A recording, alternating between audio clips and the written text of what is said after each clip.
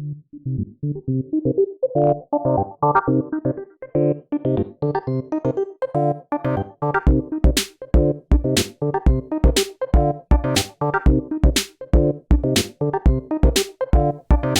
everybody, welcome to episode 5 of the Combat Chain podcast. I'm your host, Adam Philipchuk, alongside Andrew Podleski and Jeff Warren. And how's it going today, guys?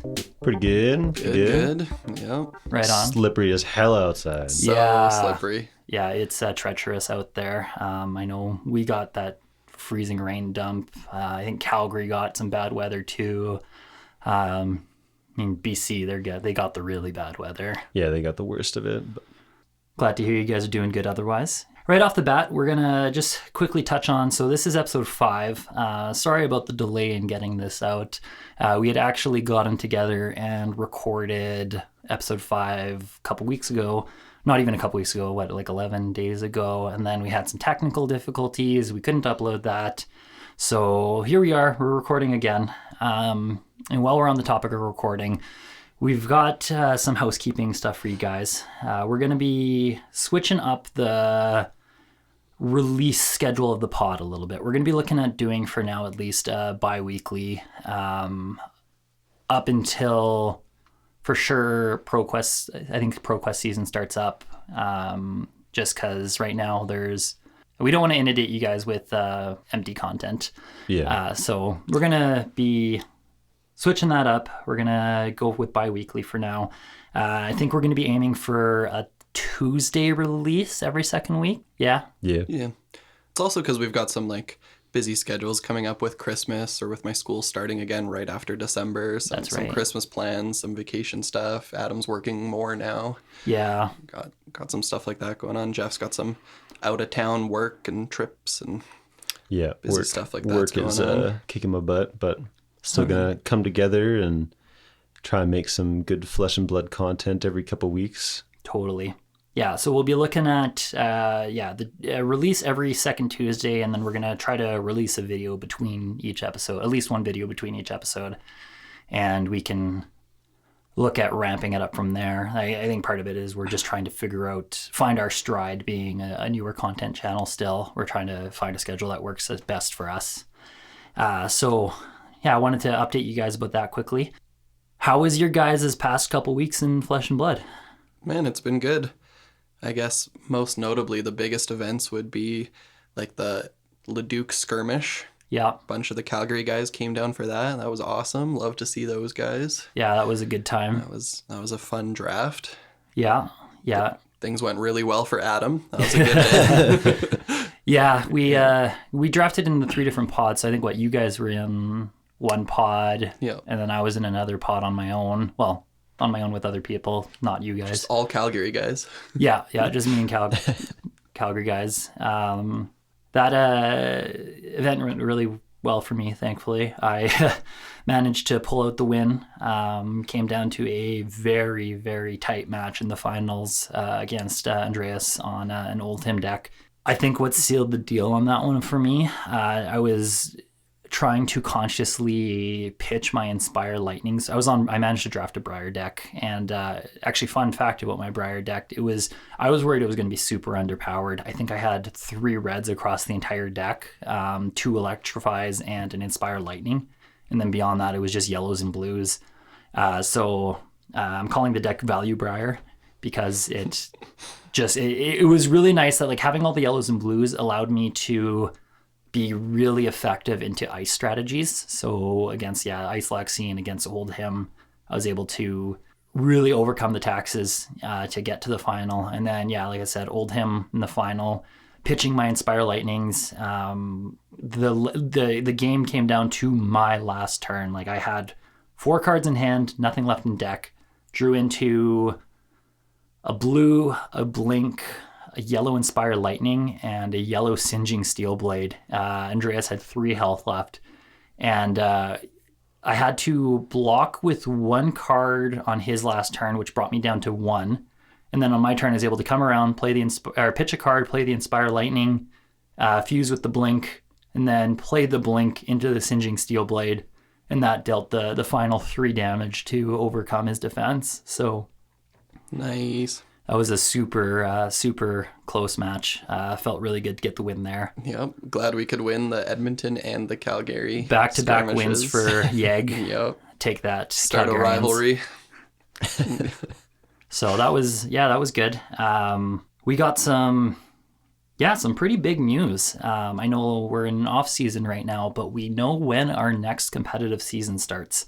So we've got Proquest season starting on February 19th. I believe that's the date of like the first weekend where that starts. Yeah. Yeah, it goes from February 19th to March 13th.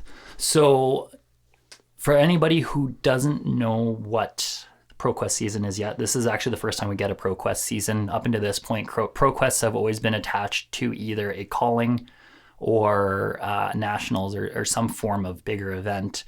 But and those Proquests that we had attached to bigger events would award, like first place would award you just a general PTI Pro Tour invite and a gold foil skull cap. They're switching it up for this set of Proquests. So you don't get just a general PTI. You get instead a dedicated invite to Pro Tour number 1. So that on top of a random drop gold foil legendary or weapon. And I know the gold foil weapon part is drawing a lot of attention because we haven't seen gold foil weapons up until this point. So I know people are speculating. One of the speculations is in Everfest we finally get some sort of legendary weapon, which that would be really cool. Beyond that, they're also speculating that the gold foil weapons will be weapons they're token weapons we already have. So this might be a chance to get like a gold foil Kadachi or a gold foil Anothos or Dawnblade or something like that. So we don't really know what we're getting yet with that, but we know we're getting something cool. Other really cool things coming out of Proquest season.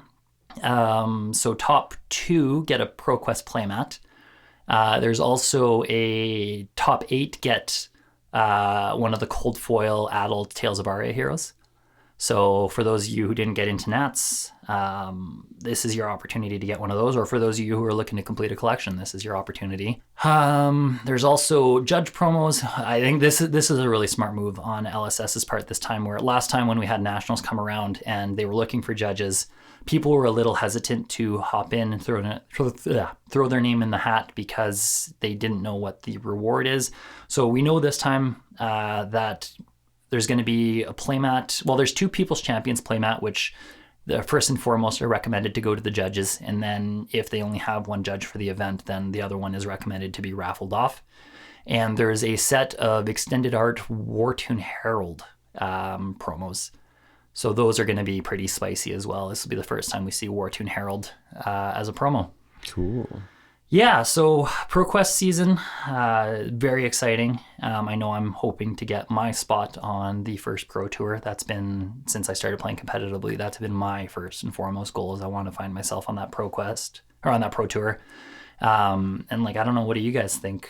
Do you have any hopes or what have you coming out of this Proquest season? Yeah, I'd love to attend the Pro Tour. I think I'll travel to 2 or 3 Proquests that are close enough and reasonable to travel to. And yeah, I know we're pretty lucky to have, I guess, 3 in our stretch of Western Canada. They're happening all over the world. I know the States has a ton. I think I heard like Australia has like 7 or something like that. So far for Canada, from what I've seen, they have 3 announced for Western Canada. I actually haven't seen anything for Eastern Canada yet. I don't know what... I'm sure they'll have a couple more than we do. I would expect so. I know stores have until December 15th to post their event. So stores still have a little bit of time to figure that out. And actually, you know what? I'm curious now. There might even be an update and we might have a whole bunch of Canadian dates posted. Let me just have a quick look. Yeah, I was on the website and... I just saw the 3 for Western Canada still, but then there were a bunch in like, well, I guess it does it by distance. So I was just getting like all the like Washington, Idaho, right? Those ones. So did you see a Portland one? I did not. We could go to Portland. Oh, that'd be fun. I don't think I'll go to Portland. We got friends. We do. We got a Place house to stay.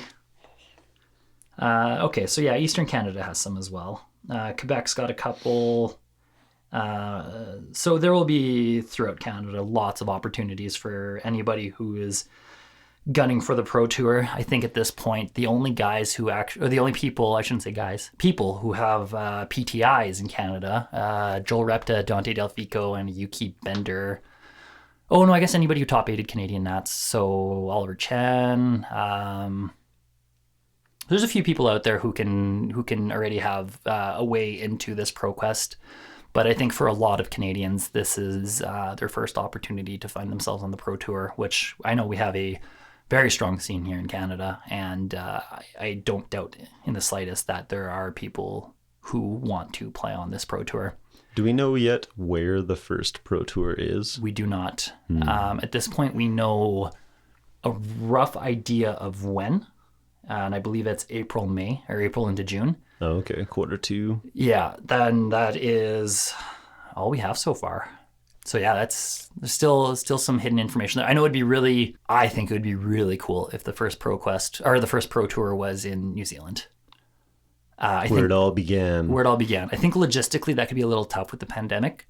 I know New Zealand's doors have been pretty shuttered tight. There's not a lot of international travel that's allowed into New Zealand right now, or at least that was the case. If that is still the case, I couldn't tell you off the top of my head, but I do also know that at least Australia, I think New Zealand as well, they're just coming off of fairly lengthy lockdowns. Yeah, I believe New Zealand for if you're going to New Zealand, I believe they still have the 14-day quarantine when you get there. But I don't know. They may have lifted that. They may lift that soon. Who knows? It's tough to see. Yeah, that's definitely possible. If I had to venture a guess, I bet you we see the first Pro Tour be in the States. That would be my first guess too. Yeah. The States has by far the largest registered pool of players at this point. So if it's not in the States, that would be very surprising. Or at least, yeah, the States is what I speculate. Do they know how many people they're going to cap the Pro Tour at?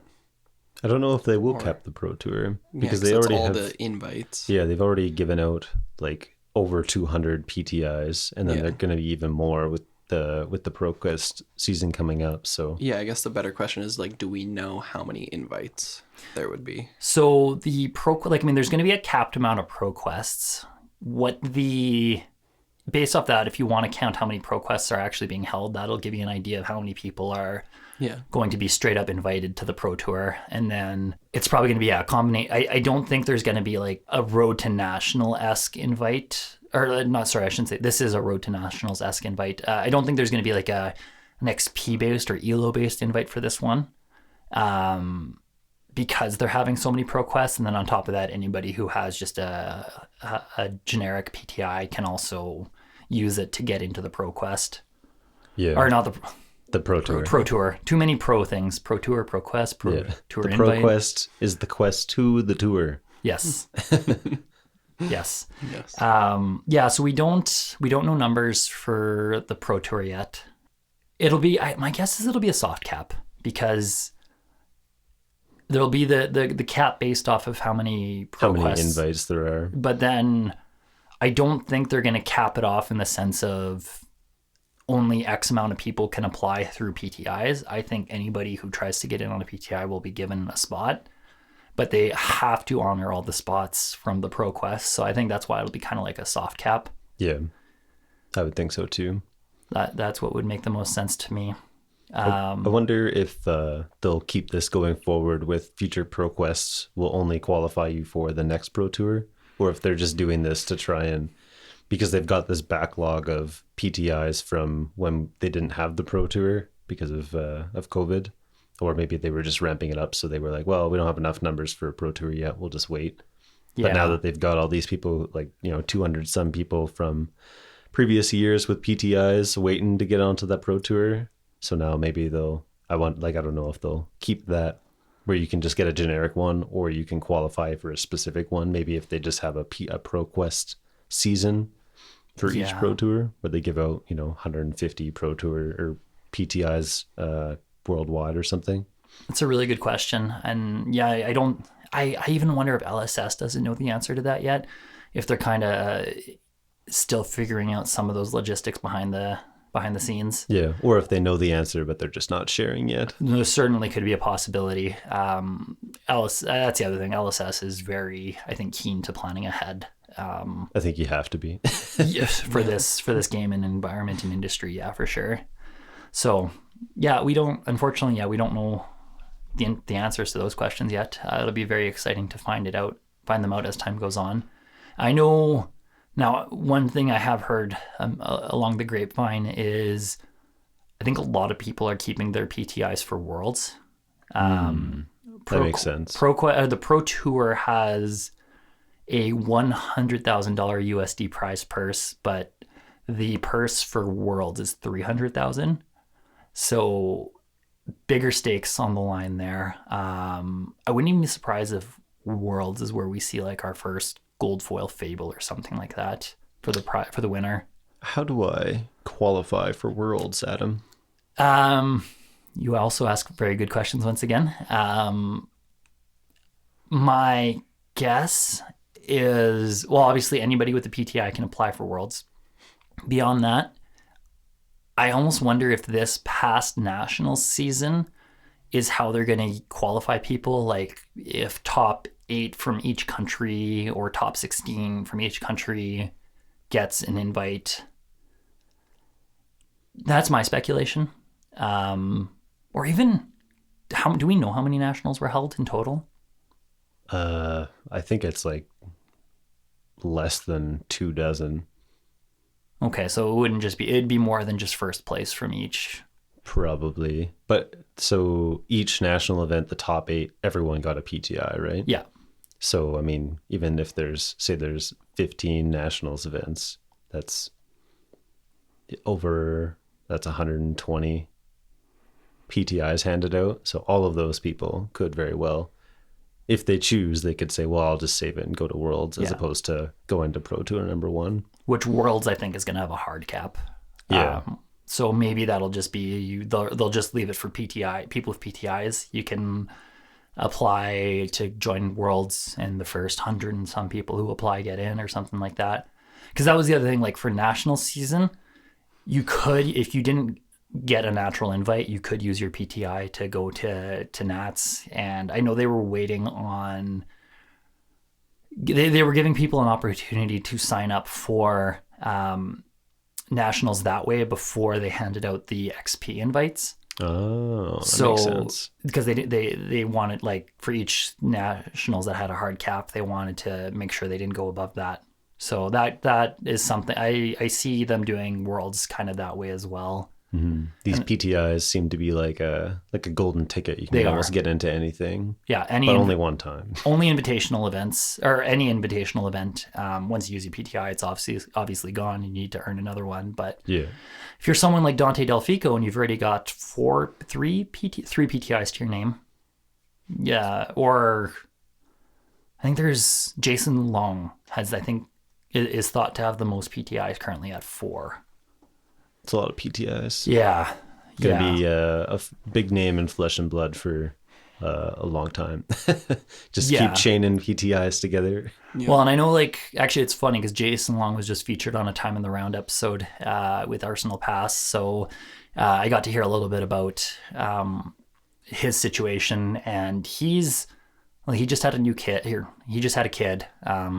And I know his schedule is fairly busy. He was talking about he's probably only going to be playing Worlds this year. So that leaves 3 PTIs for him to just use. Because I don't think PTIs expire either, as far as I know. Obviously not having one, I don't know. I don't really know how they work. But Proquest season, exciting stuff. Very exciting. That, I think, though, brings us into even bigger piece of news. We're touching on this a little late, unfortunately, because of our last episode issues. But I think it's pertinent nonetheless. Welcome to Wraith is out of print. Mm-hmm. That is big news. I think that it was less surprising to see after seeing Arcane Rising go out of print, but still, the OG sets, the first 3 are gone, all out of print. So that's it. Sad to see. What we have on the shelves and what you guys have in your collections, that's it. That's the only. Welcome to Wraith, Arcane Rising, Crucible we'll ever have. No more Welcome to Wraith Sealed, no more draft of those sets, no more Team Sealed. Like, it's done. Until they do WTR remastered in 20 years. That'd be really cool. But until then, we'll have to just deal with whatever we got. Yeah. So, and I mean, that brings a lot of questions into what the future of Flesh and Blood looks like. Different formats, reprints. What do you guys think the future of Flesh and Blood looks like at this point? Because we're moving into the transition from the beginning of the game till the game actually, I think you put it really well, Jeff, becoming a true TCG. Yeah, we kind of started, WTR and Arcane Rising seemed to lay the groundwork for what Flesh and Blood was. You just have your classes, no talents, and then Crucible added, showed off that supplemental set, what they could possibly do with that, including a lot more interesting designs and opening up deck building for all the different classes. And yeah.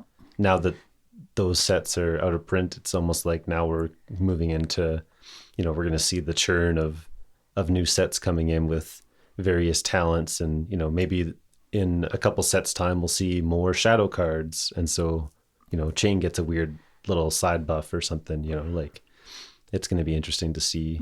Yeah, and the community has grown so much too now that they're getting way more feedback and they're seeing way more tournaments and games being played and people's spins on deck ideas. And yeah. Well, and it's interesting because with Flesh and Blood launching pretty much right before the pandemic hit us, a lot of the things we're seeing happening now, I think we were originally supposed to see happen 2 years ago. Like, we did get a couple callings right before the pandemic, but because there was one in Australia, one in New Zealand, and 2 in the States. And then we had a couple nationals, but now is like since September when we got the first calling, or the first true calling, I think, as a lot of people are thinking of it. Well, mind you, we did have Auckland right before that as well. But this is like we're moving into the foundation's been set, and we're now seeing things grow from that. It's also nice to see, like you're saying, just all the new, like, it's not just armories and skirmish season. We're also doing, there's Proquest, there's callings, there's national events, there's the Pro Tour, there's World, like there's all this competitive and professional level play. Yeah, and we're seeing the delineation between the casual and the competitive scenes now, which is, I remember because I started playing heavily right around the beginning of Skirmish Season 1, and during Skirmish Season 1, that was the highest level of play you could really get in Flesh and Blood for most people, because the pro events we'd had a couple pro events, but they weren't really happening. And they were only happening in places that were pretty much COVID-free at the time. So the casual and competitive scenes at the time were really intermingled, whereas you're seeing now some of those pro players, they're not attending every skirmish anymore, and they're picking and choosing their events, and that's opening up space for casual players and people to like explore the game without it being as intense. And I think that's important too. Because up until now, unless you were gung-ho about the competitive scene, Flesh and Blood wasn't really a forgiving game for a while there, near the beginning. And now I'd say it is in a lot more ways inviting to new people now, being that there's, through Skirmish Season 2 and 3, it was, especially Skirmish Season 3, it was a lot more casual. A lot more, like we saw at our skirmishes, a lot more newer players, more casual. There's a lot of, even the armory events, like lots of cool brews and people just trying things and not really caring too much about, I went 1 and 2, so I only got 3 points instead of the 9 that I could have got. Yeah, and I think that's very important for the future and the health of the game. But for the future of the game, there's I mean, there's so much to consider now, and there's so much to speculate on, like reprints, for example. What are reprints? How are reprints going to work? I know I have a few theories, but I definitely have lots of questions for them. Like, I'm not seeing how they're going to be able to reprint all of the legendary pieces of equipment in the game from each set that's gone out of print now. that begs an interesting question of how important is it to see all those legendaries get reprinted? Like, sure, Tunic's a very important one, and we've seen Tunic get reprinted already, but like Skullcap, which we know we're going to get in Everfest, is once again a hugely important reprint. But yeah, the Heart of Ice, the Crown of Seeds, the legendaries that can only be used by one particular hero, like class specific equipment. Yeah, the Mask of Momentums and the Tactile Foundry Hearts. Yeah. Like in a perfect world, there'd just be enough on the planet and everyone would want to share and everyone could get very easy access to one of these pieces and they wouldn't have to be reprinted, but that's not normally how this goes. Normally there will be a demand for them and the price will keep going up and people will want a reprint. Yeah, I suppose that, to get on to more of the financial side as a TCG, that kind of just is what happens. There are some cards and the game is built that way. LSS prints the cards with different rarities because they want certain cards to be more rare than other cards. They want to drive, I don't want to say a scarcity, but they want to create a market where if every Majestic was as rare or as available as every common, the game would be nowhere near as appealing. and it's way more fun to open packs when there's a 1 in 80 chance of opening that cool legendary, whether it's worth money or not. It certainly entices people to keep buying packs when they're looking for something that's pretty rare, pretty expensive, and then they got to keep buying more packs. Yeah, and it just it helps drive interest. Like if we were having a win-a-box event and all the cards in the box were $5 or less, I would not be very excited about winning that box. Yeah. Even if it means that it only costs me $30 to build my deck, but instead it costs me $200 to build my deck, and I have a chance of getting a legendary in the box that I might win. So that's pretty fun. Yeah. It's Players just like love the incentive. that whole model is just it's what LSS is intentionally doing, whether they care about the secondary market or not. Yeah. Well, anything collectible, you need to have goals or like more rare things to be chasing after, like dreams of the most rare thing. You're always trying to get that, open packs for it. And I think LSS does a pretty decent job of making spreading the power out, not just amongst the legendaries. You can have a deck that's got quite a few commons, some Majestics, and then a legendary piece of equipment.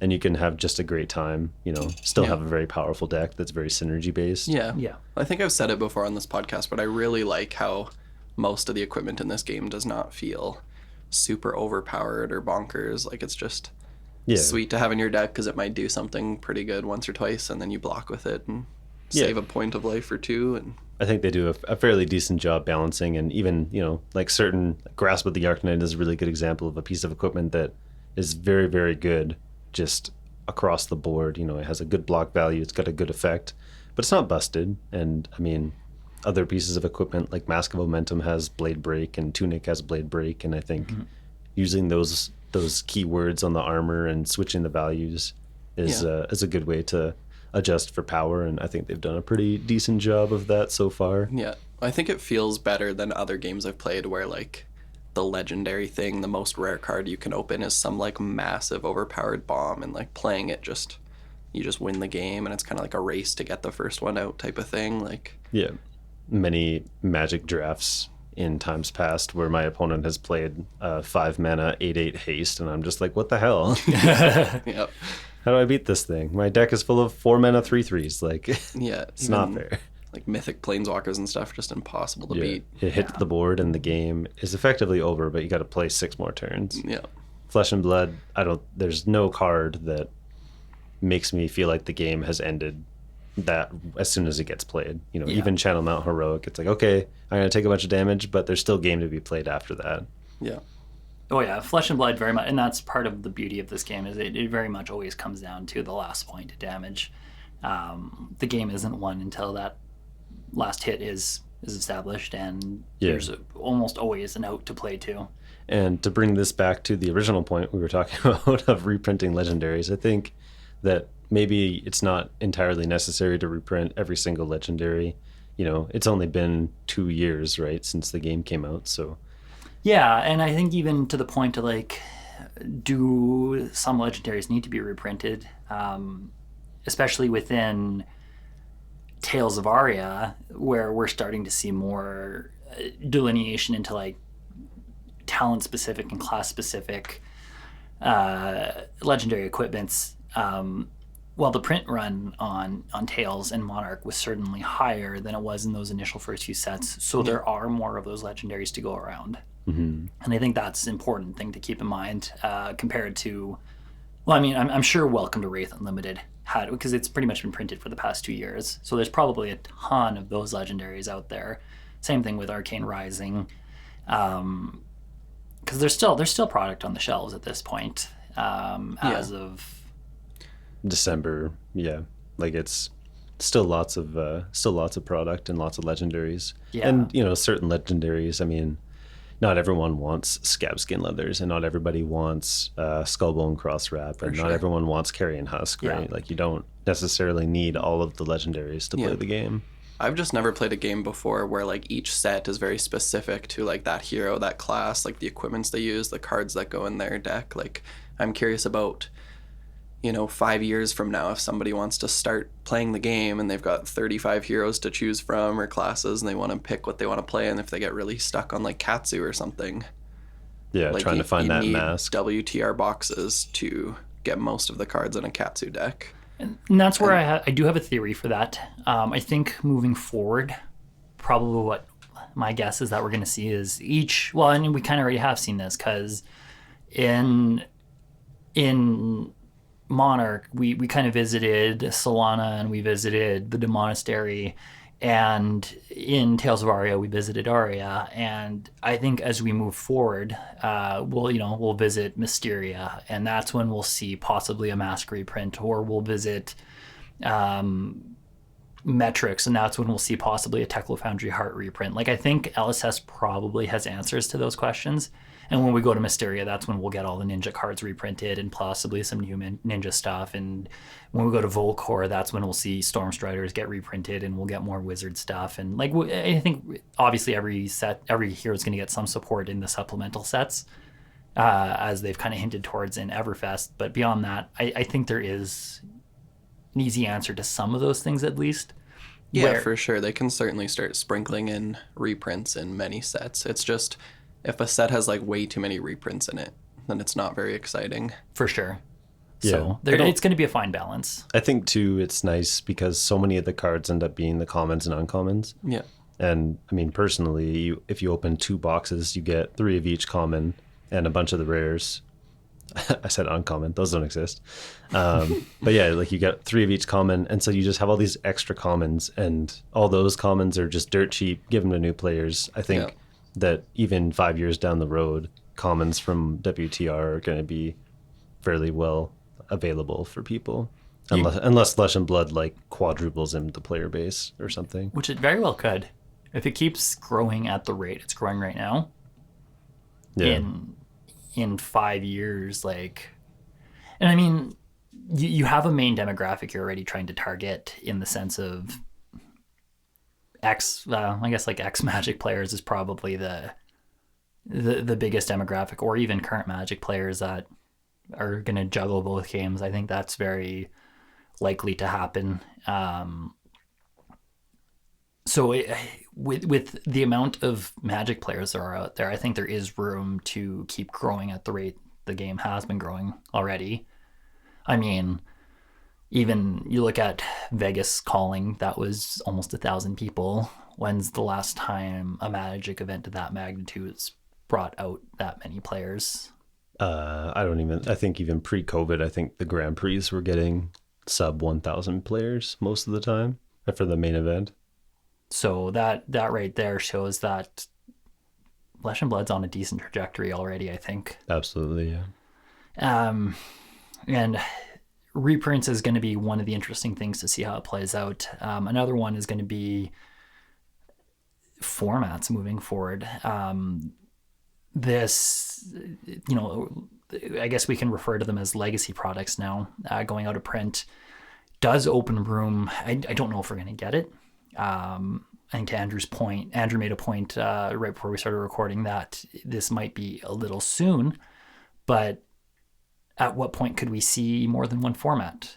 Could we see a standard format or rotational format versus like a legacy format? That because I think there's probably room for something like that to help create divisions between how affordable certain cards are and how accessible certain cards are. If you want to play some of those more powerful cards that are only seen in older formats, you know, let's say hypothetically Command and Conquer or E-Strike don't get reprinted. The accessibility of Command and Conquer for a new player is going to be...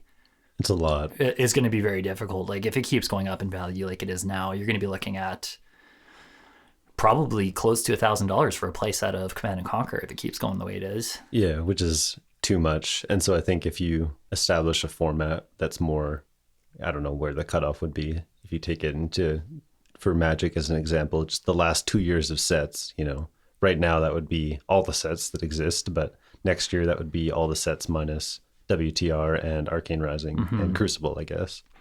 So you could, you know, have a format with only the newest 4 sets plus the newest 2 supplemental sets, and then that way your CNCs and your E-Strikes would be out of that format. People could get in and play more the newer products, which have a higher print run, so more cards that are available, and you don't have to try and find $100 E-Strike or $100 E-Strikes, $150 Command and Conquers. You can just play your newer heroes and not have to worry about.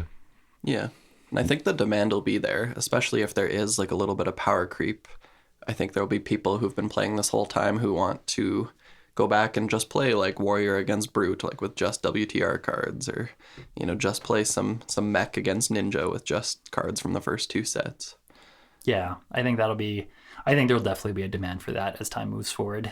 And then I guess on the topic of reprints even, Andrew, you brought this up. We could even see something like what Legends of the Five Rings did, where the outcome of certain events even drives the reprints and the storyline of the game. Yeah, for the Future of FAB, we had this cool idea, like once we've visited every zone, we've had a set for every area in this world, then what if the sets after that started to be about wars between these 2 zones? You could have like some sort of war over power land or something between like Arya and Volcor, or, you know, there could be this whole like civil war story that goes on, and LSS is already tracking points that heroes are receiving for their living legend status. So what if they started using those points that were, you know, they can use the players to decide the outcome of these wars. Yeah, drive the storyline. Yeah, for sure, because they're already tracking the points. Yeah. Then, you know, now the player base, what hero they bring to Worlds or any of these huge events can directly impact the story in the direction that LSS takes it. Yeah. And I think it's cool too that like if they start doing that, so you end up with, you know, the fire zone or the fire, I'm so bad with the lore, but, you know, fire versus the ice, or the, you know, the earth guys versus the shadow world. And so those are really good opportunities to reprint the earth cards and the shadow cards. For sure. As well as have a set that just drives so much like story and lore and yeah. And it's also a good way to introduce like new classes to other talents, right? You can keep the talent the same, switch the classes up. We don't need more Shadow Runeblade. We could do Shadow Wizard or you know, Light Guardian and stuff like that. These would be good sets to make a new hero of a class that we've already seen before. Yeah, that too. Just different characters in the story fighting these wars on the front lines. Yeah. It'll be interesting to see. I know with the Living Legend status, they've talked about once a hero gets 1,000 points, they get Living Legended, and then a new hero will have to take their place. So it'll be interesting to see how they cycle these heroes into the sets or how they deal with that. It'd be cool to see, you know, we go back to the Shadow Realm and, you know, say Chain has been Living Legended away. So now they just, you know, maybe the set doesn't have any Shadow Runeblade cards, but they just throw in like a new Shadow Runeblade token hero. Could be neat just to like. Yeah. 100%. Yeah. And even even I could see them even, this is I think a 5-10 year down the road type thing where you can even do like a living Legends format. Yeah. That could be really cool. But Yep.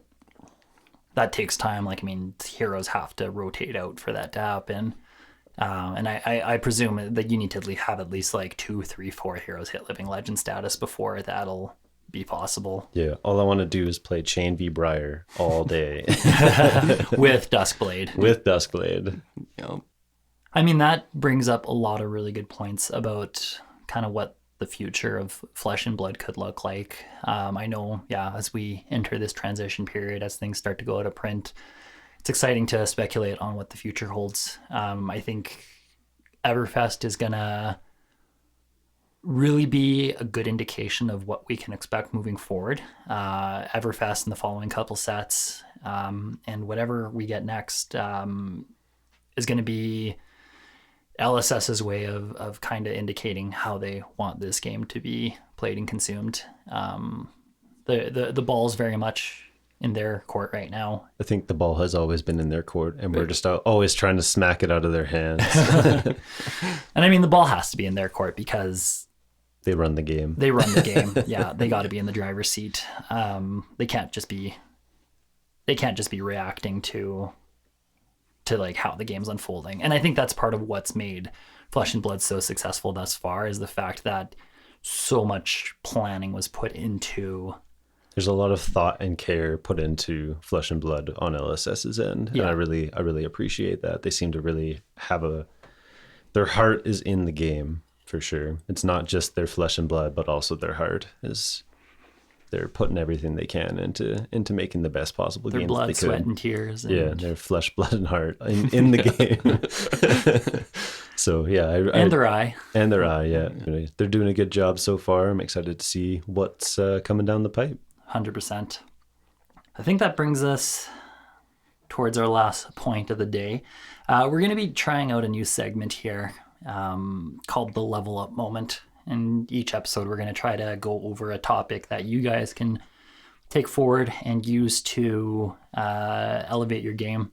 And this week, we're going to talk about one that's, I think, been fairly well talked about at this point, but I think there's always room to improve here, and that is your pitch stacking. And I know right now our format's fairly quick. Briar, especially Lightning Briar, really ends games quickly. And unfortunately, we're not seeing, at least in Constructed, we're not seeing second cycles of the deck. But that in itself is an important realization to have, because right off the bat, when I'm thinking about pitch stacking, my first thought is, do I expect this game to cycle to the second cycle of my deck? If yes, I am being mindful to pitch cards that will be important in the late game. If I don't expect things to go to the second cycle of the deck, which in a lot of Briar matches, in chain matches, even in aggro Katsu matches, that is aggro dash, another example. That's not the case. So pitch stacking comes with a lot of different thoughts and considerations. It can be as complex, as simple as just going, what do I expect to happen in the late game? Do I expect, like I said, do I expect this to keep going or not to the second cycle? And then it can be as complex as setting up the bottom of your deck for a big combo or something like that. I know Bravo players, for example, they will pitch their crippling crushes and their spinal crushes, and their pummels, and they will play to that late game because Bravo can reliably make it to that late game. And if all Bravo's doing is pitching their blues, they will have a powerful early game. And in some matchups, that probably will be enough to win them the game if they can catch an opponent off guard. But if the opponent is ready for whatever the Bravo throws their way, as they get into the late game, they're going to just draw into blues, and they're not going to have the gas they need to close the game out. Another great example of important pitch stacking, this we're seeing also less right now, but there was actually a Kano build in the early days of Blitz that would pitch to a one-turn kill endgame, and part of their plan of attack was they had to pitch 4 blues followed by whatever piece of the combo they needed to execute their game plan. And they had to do it in a very specific order in order to enact that game plan. And then they had to survive long enough to make it to the end game. So yeah, what a lot to dip into there. Right off the bat, do you guys have any big thoughts? Yeah, if I'm playing Briar and I'm trying to go wide, I have to be really careful. And like you're saying, figure out if the game is going to get to the second cycle of my deck or not.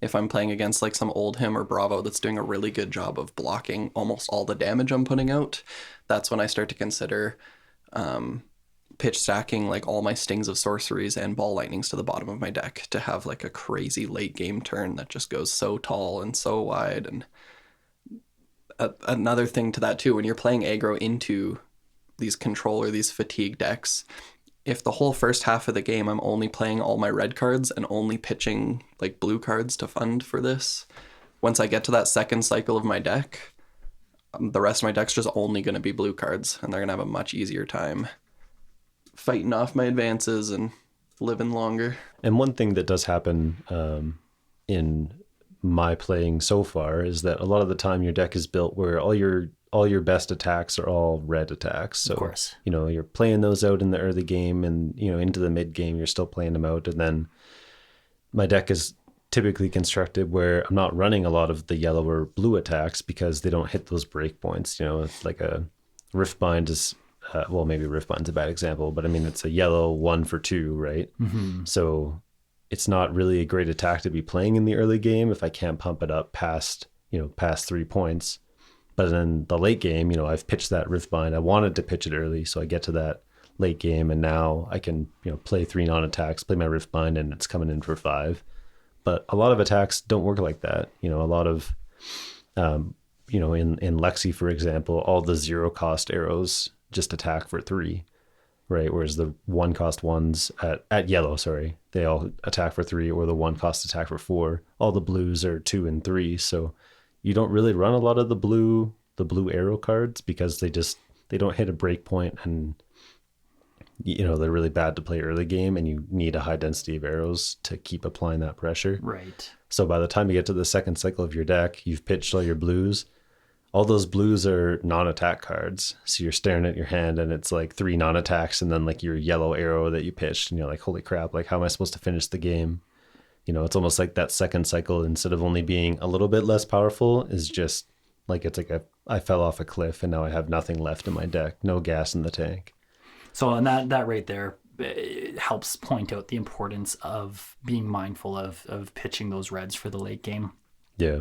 Now I know a lot of people think about pitching and they think, oh God, how do I remember every card I've pitched or whatever? How do I consciously plan for that late game? Because I totally admit, like when I first started thinking about it, that the idea of being able to track your pitch, track your opponent's pitch, plan for the late game while playing the game, like all that can seem incredibly overwhelming. And it doesn't have to be, though. The reality with pitch stacking, now it's a muscle, just like anything else. It's something you have to do repetitively and do with intention, and you will get better at it, and it will get easier. But beyond that, pitch stacking can be something that can be very simple as well. It can be as simple as just, if you don't want to be that, if you don't feel the need to be that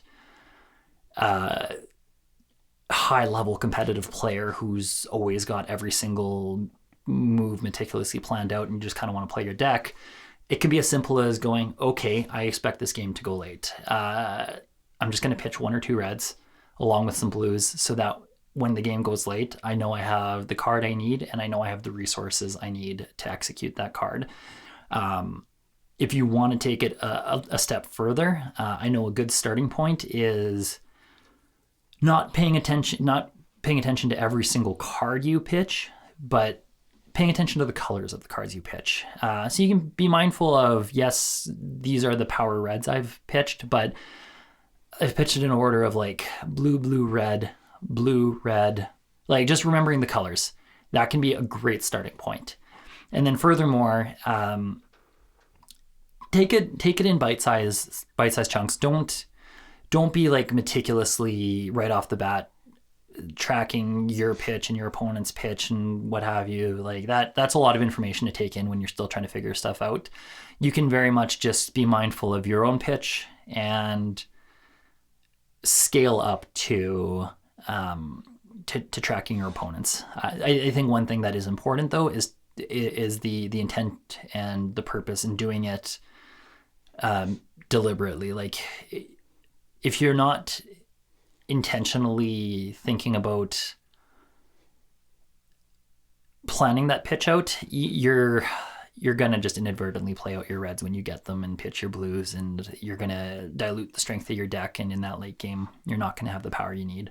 So yeah, to further what you're saying, sorry to cut you off. No, that's Adam, all good. I'm not trying to memorize my entire deck when I'm pitch stacking. I'm just trying to remember like the last couple cards that went to the bottom of my deck and then put synergistic things next to them. Yeah. So that could be blues next to reds, or it could be like ball lightnings next to sting of sorceries, or non-attacks next to a riftbind.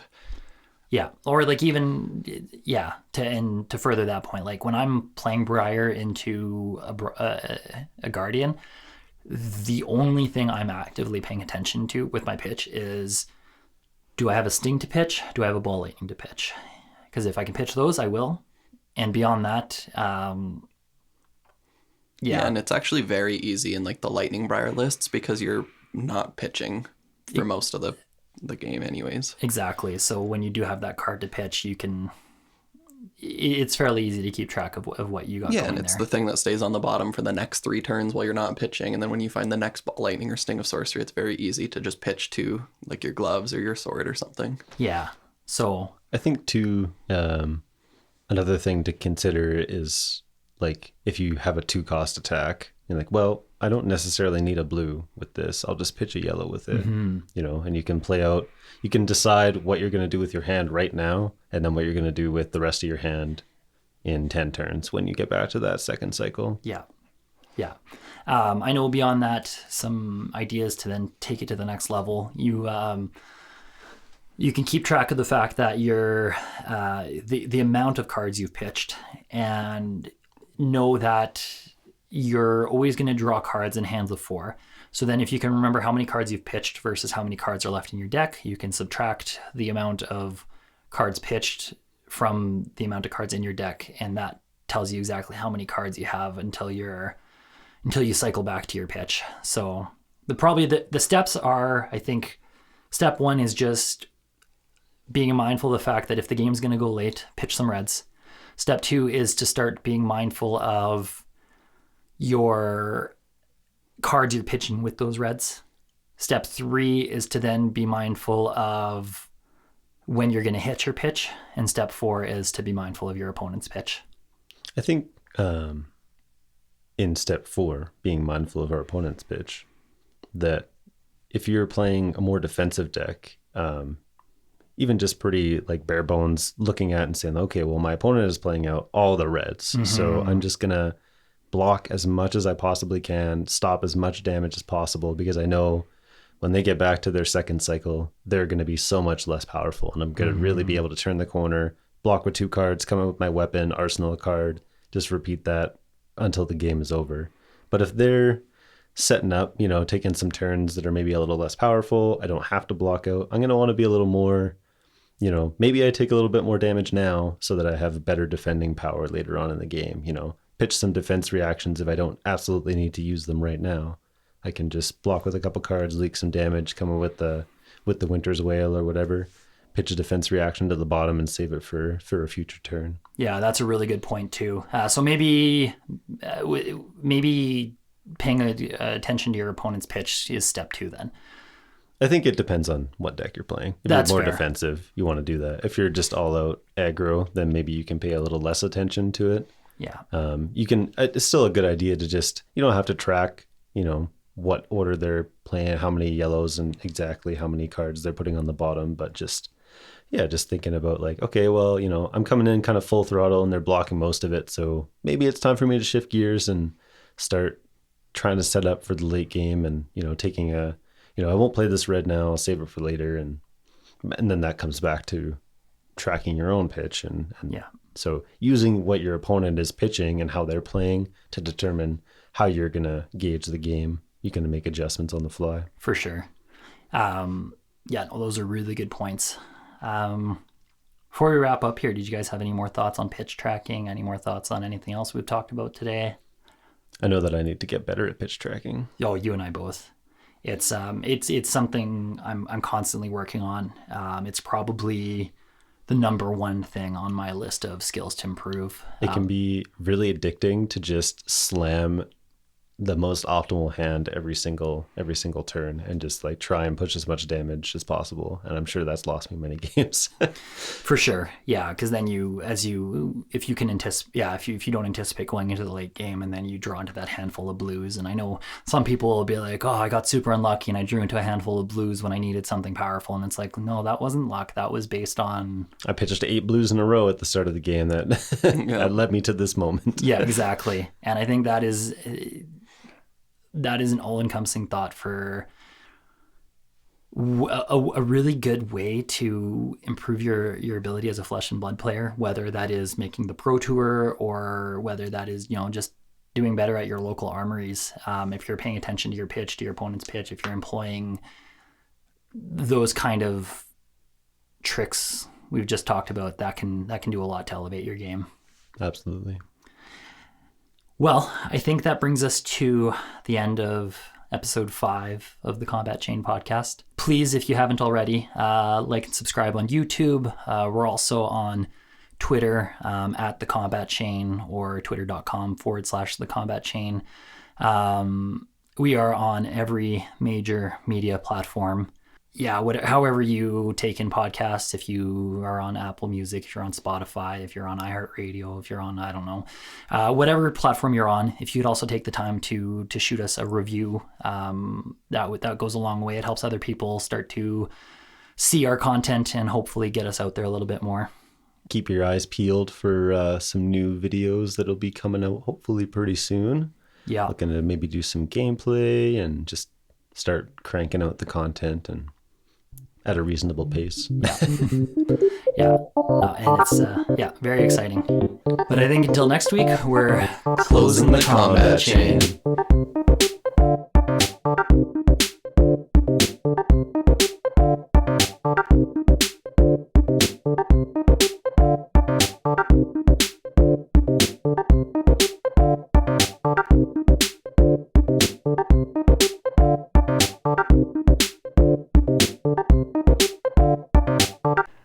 We did it.